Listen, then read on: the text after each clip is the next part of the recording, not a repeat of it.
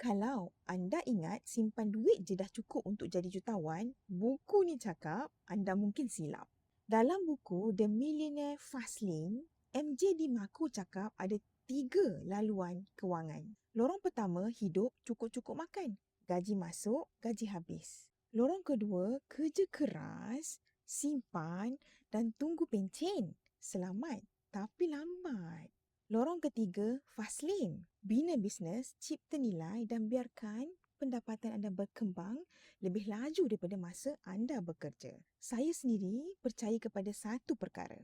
Nak jadi kaya bukan sekadar kena jana pendapatan.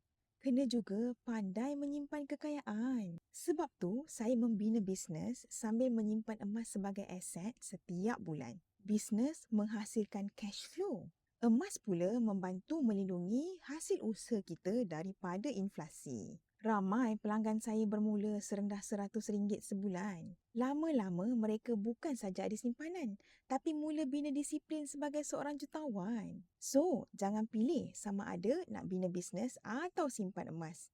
Buat je kedua-duanya. Biar je duit bekerja untuk anda dan emas menjaga hasil kerja duit itu. Follow saya kalau nak belajar bina kekayaan dengan strategi yang lebih bijak, bukan sekadar kerja lebih kuat.